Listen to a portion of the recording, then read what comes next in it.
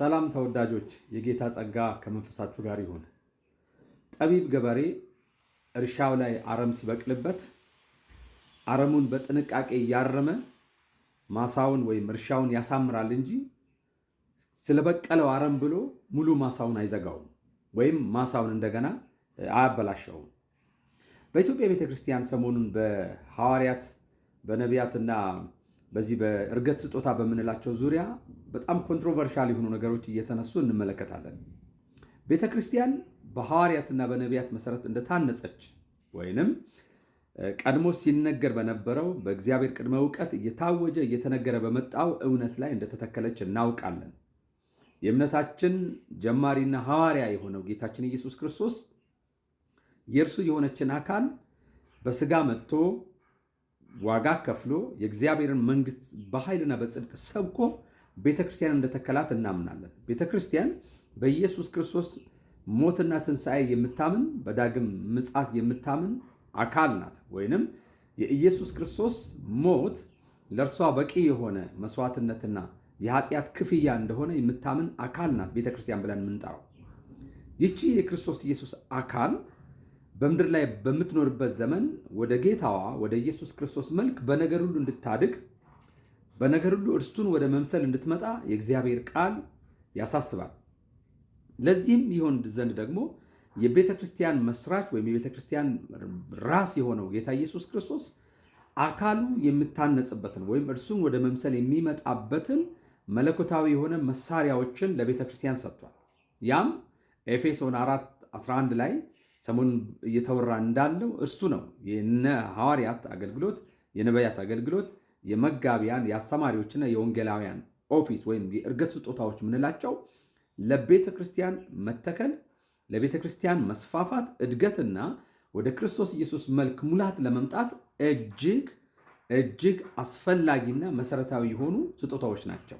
ልዩ ልዩ ስጦታዎች በመጽሐፍ ቅዱስ የተገለጡ በአማኞች መካከል በመንፈስ ቅዱስ አማካኝነት የሚገለጡ ቢኖሩም እነኚህ በጣም መሰረታዊ ነገሮች ናቸው። ቤተክርስቲያን ተከላ እንዲካሄድ፣ የወንጌል ስርጭት እንዲካሄድ፣ ሰዎች እንዲጽናኑ፣ ቅዱሳን ወደ ክርስቶስ መልክ የሚያድጉበትን ልዩ ልዩ መሳሪያ እግዚአብሔር በዚያ ውስጥ ነው ያስቀመጠው።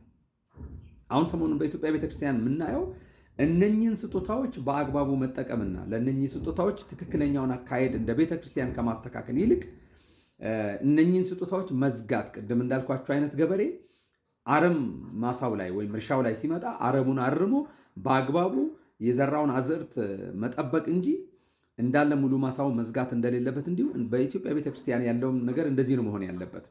በሐዋርያት በራእይ መጽሐፍ ውስጥ ያሉ አብያተ ክርስቲያናት ሐሰተኛ አስተማሪዎች፣ ሐሰተኛ ነቢያት ተገኝተው ቤተክርስቲያን መርምራ አይታ ሐሰተኞችን ከአካሉ ነጥላ ያወጣችበት ትልቅ ምሳሌ ነው። አሁንም ሐዋርያት አሉ፣ ነቢያት አሉ፣ ጸጋው ይሰራል፣ መጋቢያን አሉ። ሁሉም አምስቱም ቢሮዎች ፈንክሽናል ናቸው። በክርስቶስ አካል ውስጥ በጣም የሚሰሩ ውጤታማ ናቸው።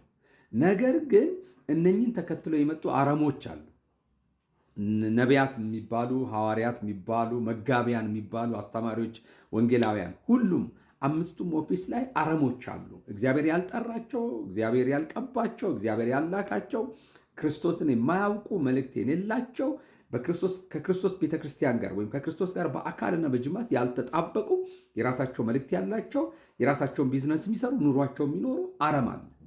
ቤተክርስቲያን እነኝህን ስጦታዎች በሮችን መዝጋት ሳይሆን አረሞችን ነቅላ አውጥታ ጤናማዎች በሚገባ መልኩ አካሉን እንዲያንጹ የክርስቶስን መምጣት እንዲያፋጥኑ በቤተክርስቲያን ተከላ በኃይል እንዲሰራ ቅዱሳን ለክርስቶስ ኢየሱስ አገልግሎት የበቁ እንዲሆኑ ደግሞም ክርስቶስን ወደ ማደግ እንዲመጡ ማድረግ እንጂ የሚገባው ሁሉንም የጸጋ ስጦታዎች ዘግቶ ይሄን እቀበላለሁ ይሄን አልቀበልም የሚለው መጽሐፍ ቅዱሳዊ አይደለም፣ ኢቢብሊካል ነው።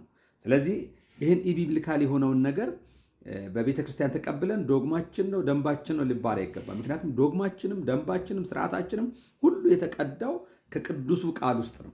ቅዱሱ ቃሉ ደግሞ የምንጨምርበት የምንቀንስበት በተመቸን ጊዜ ሪሻፍል የምናደርገው የምናስተካክለው ሳይሆን አዚቲዝ እንዳለ የምንቀበለው ነው። ስለዚህ ቅዱሳን በእግዚአብሔር ሐሳብና በእግዚአብሔር እውቀት ላይ ለሕጋችን፣ ለዶክትሪናችን፣ ለቤተ እምነታችን ብለን እንዳንነሳ ጥንቃቄ ልናደርግ ይገባል። እንዳልኳችሁ የሐዋርያትና የነቢያት አገልግሎት ከመሰረተ ሐዋርያትና ነቢያት ጋር አንድ አይነት ነው እያለን አይደለም። ጸጋው አለ፣ መንፈሱ አለ። ክርስቶስ እስኪመጣ ነገር ድረስ እነኚህ ስጦታዎች በቤተ ክርስቲያኑ ይቀጥላሉ ለአካሉ ጥቅም። ነገር ግን በዚህ መካከል የሚገቡ አረሞች፣ ትክክለኛ ያልሆኑ አሉ። እነሱን በእግዚአብሔር ቃልና በእውነት በመንፈስ ማስወገድ ማጥራት እጅግ ተገቢ ነው። ቅዱሳን ወንድሞቼና እህቶቼ ይህንን መልእክት ለብዙዎች እንዲደርስ ሼር አድርጉ፣ ኮፒ ሊንክ አድርጉ። እግዚአብሔር ጸጋውን ሰላሙን ያብዛላችሁ። ወዳችኋለሁ።